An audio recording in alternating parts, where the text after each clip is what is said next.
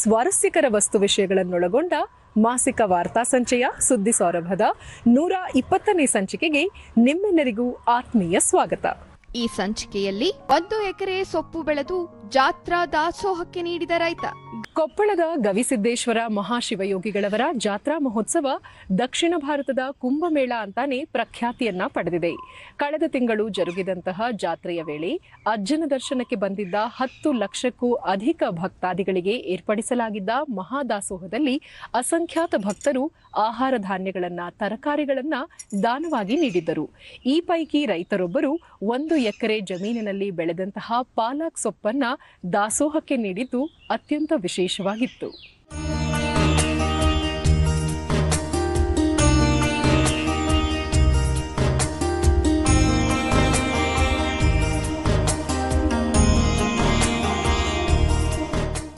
ಜಾತ್ರಾ ಮಹೋತ್ಸವಗಳ ವೇಳೆ ಬರುವ ಭಕ್ತರಿಗೆ ದಾಸೋಹ ಇದ್ದೇ ಇರುತ್ತದೆ. ದಾಸೋಹಕ್ಕೆ ಭಕ್ತರು ತಮ್ಮ ಕೈಲಾದ ಕಾಣಿಕೆ ನೀಡುತ್ತಾರೆ.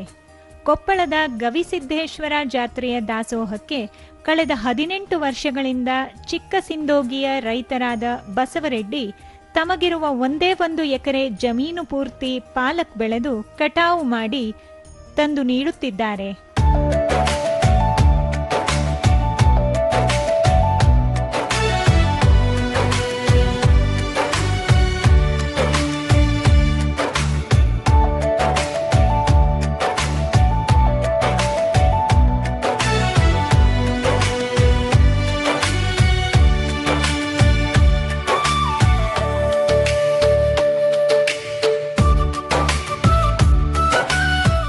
ಜಾತ್ರಾ ಮಹೋತ್ಸವ ಆರಂಭವಾದ ದಿನದಿಂದ ಜಾತ್ರೆ ಮುಗಿಯುವ ತನಕ ಸೊಪ್ಪು ಕಟಾವು ಮಾಡಿ ಪ್ರತಿನಿತ್ಯ 3,000 ಪಾಲಕ್ ಕಟ್ಟುಗಳನ್ನು ತಂದು ದಾಸೋಹಕ್ಕೆ ಅರ್ಪಿಸುತ್ತಿದ್ದಾರೆ.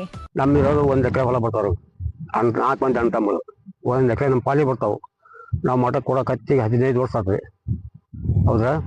ನಾವು ಒಟ್ಟ 1 ದಿವಸ ಫೇಲ್ ಮಾಡಿಲ್ಲ ಮಠ ಕೊಡೋದು. ಬೆಳಗ್ಗೆ ಮಧ್ಯಾಹ್ನ ಕಾಯಂ ಕೊಡ್ತೇವೆ ರೀ. ನಮಗೇನೋ ದೇವ್ರು ಅರ್ಧನ ಮಾಡಿಲ್ರಿ, ನಡೆಸಿ ತಗೊಂಡ್ಬಿಡೋಣ. ನಾವು ಇಷ್ಟ ಅಂತ ಇದ್ದು 1 ಎಕರೆಗೆ 6 kg ಬೀಜ ಹೋಗ್ತೀವಿ, ಪಾಲ್ಕಂ ಬೀಜನ ಗಯ ಹೊಡಿಸ್ತೀವಿ, ಬೀಜ ಎಲ್ಲ ಹಾಕ್ತೀವಿ, ನೀರು ಕಟ್ತೀವಿ, ಎಣ್ಣೆ ಹೊಡ್ತೀವಿ. ಅದಾರು ಕೊಡಕ್ಕೆ ಕೊಡ್ಕೊಂಡು ಬಂದದು ನಗ್ಸ್ಕೊಂಡಿಲ್ರಿ. ಸೇವಾ ಮಾಡ್ತಿದ್ದೀವಿ. ಏಟ್ ಒಯ್ಯಪ್ಪ ಅಂದ್ರೆ ಒಟ್ಟ ಚಿಟ್ಟಿಸಂದಿಲ್ರಿ ನಾವು. ಕನಸು ಅನ್ನಂಗಿಲ್ಲ ಅವ್ರ ಕಡೆಯಿಂದ. ಲಕ್ಷಾಂತರ ಭಕ್ತರು ಊಟ ಮಾಡುತ್ತಾರೆ. ಹೀಗಾಗಿ ದಾಸೋಹಕ್ಕಾಗಿಯೇ ಬೆಳೆದ ಸೊಪ್ಪನ್ನು ಮಠಕ್ಕಷ್ಟೇ ನೀಡುತ್ತೇವೆ.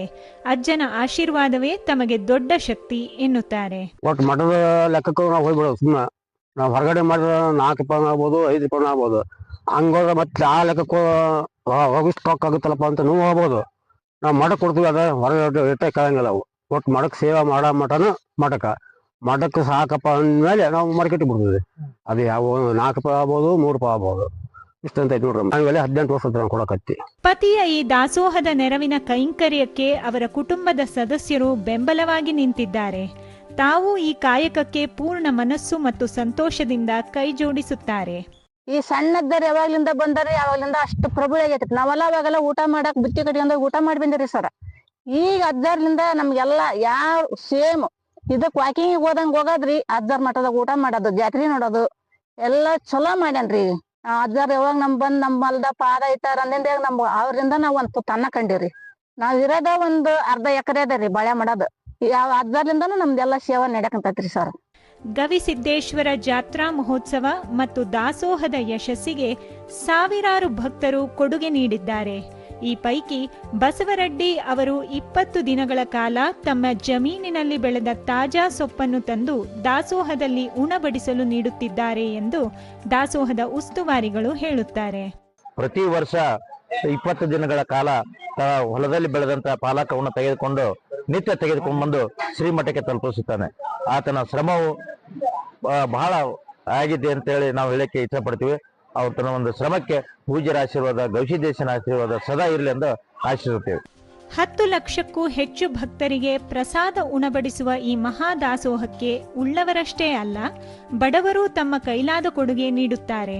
ಅದಕ್ಕೆ ರೈತ ಬಸವರೆಡ್ಡಿಯೇ ನಿದರ್ಶನ ಎಂಬುದು ಹಲವರ ಅಭಿಮತ. ನಾವಿಲ್ಲಿ ಬರಕ್ 3 ವರ್ಷ ಆಯ್ತ್ರಿ.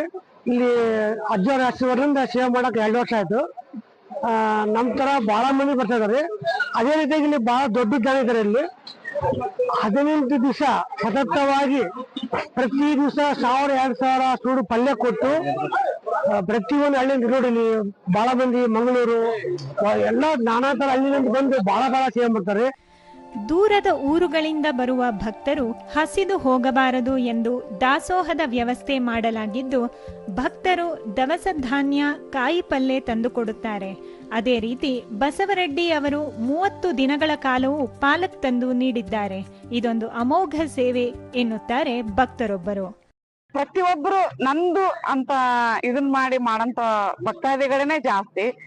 ಮತ್ತೆ ಪ್ರತಿಯೊಬ್ರು ಭಕ್ತಾದಿಗಳು ಈ ಮಠಕ್ಕೆ ತಂದು ಕೊಡಂತದಾಗ್ಲಿ, ಪ್ರತಿಯೊಂದು ತರಕಾರಿ, ದವಸ ಧಾನ್ಯ ಪ್ರತಿಯೊಂದು ಬರೋದಾಗ್ಲಿ ಅಷ್ಟು ಒಂದು ಹೆಚ್ಚಿನ ಇದ್ರಲ್ಲೇ ಸಂಗ್ರಹ ಆಗ್ತಾ ಇದೆ.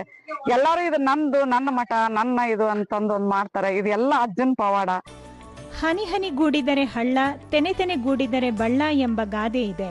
ಜನರೆಲ್ಲರೂ ಕೈ ಜೋಡಿಸಿದರೆ ಎಷ್ಟೇ ದೊಡ್ಡ ಕಾರ್ಯಕ್ರಮವನ್ನು ಸುಗಮವಾಗಿ ಯಶಸ್ವಿಯಾಗಿ ನಡೆಸಬಹುದು. ಲಕ್ಷಾಂತರ ಭಕ್ತರು ಸೇರುವ ಗವಿಸಿದ್ದೇಶ್ವರ ಜಾತ್ರಾ ಮಹೋತ್ಸವದಲ್ಲಿ ಬಸವರೆಡ್ಡಿಯಂತಹ ಭಕ್ತರ ಕೊಡುಗೆ ಇದೆ. ನಿಸ್ವಾರ್ಥವಾಗಿ ಸೇವೆ ಸಲ್ಲಿಸುವ ಎಲ್ಲರೂ ಇತರರಿಗೆ ಮಾದರಿಯಾಗಲಿ.